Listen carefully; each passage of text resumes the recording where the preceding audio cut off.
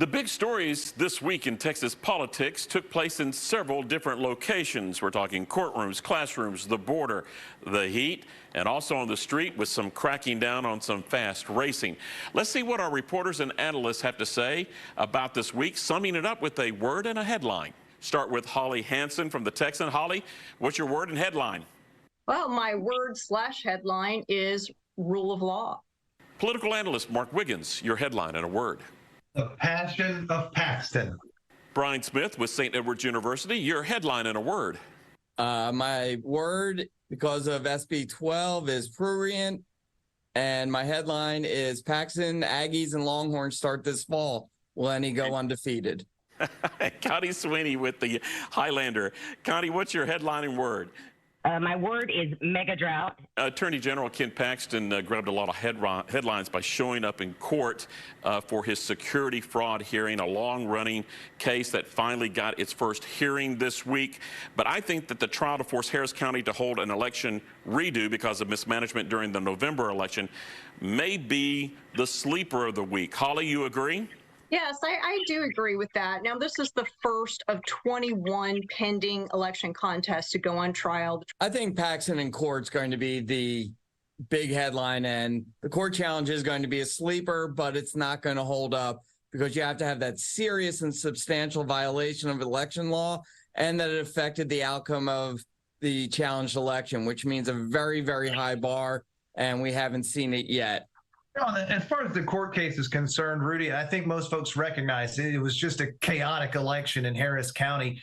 And a lot of eyes are going to be on this case to see if the judge agrees with the Republican complaints that they didn't get a fair shake. In the Hill Country, are either of these issues in Harris County playing? Are people paying attention there?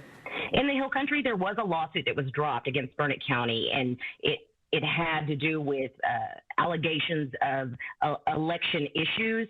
But then again, local folks pointed to the state as being the body that's supposed to monitor and regulate those things.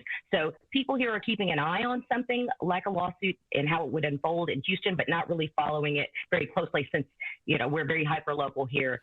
The governor's migrant policy along the Rio Grande was attacked again this week with 2 drowning victims showing up by the floating buoy barrier that the governor has installed on the river. Brian, the governor's defended that strategy Wednesday while he was talking about cracking down on street racing and that big problem. Do both messages get muddled here? It's a mess for some people. It's a perceived mess for others. But at the end of the day, people look at the border saying there's problems there, and the governor's been able to exploit that for political gain. The same with street racing. The idea this is something, the failure of the big cities of Texas to protect their citizens. Demonstrating that toughness is continually getting raised to the point that these demonstrations inevitably are going to end up killing people. And by the way, the crossings haven't slowed, but the governor is betting that people in Texas are okay with the occasional death as long as the state's taking a hardline stance. The ACLU has this week sued the state of Texas in an effort to overturn the law that bans sexually explicit drag shows in front of minors. Brian, is this going to the Supreme Court? It may not get out of the lower court system. I think that's where the difference is. I mean, they're not trying to ban drag shows or any sexually explicit performance, which there are plenty of those in Houston, I'll just say. But what they're trying to do is say, you can't do this in front of children. Connie, earlier your word was mega-drought. We've had major fires. We've had the heat waves. Are you hearing anything in the Hill Country in regards to cracking down more on water rights and water restrictions because of what's happening? What we're hearing mainly from 3 different entities. One, of course, Lower Colorado River Authority. You're hearing the same thing.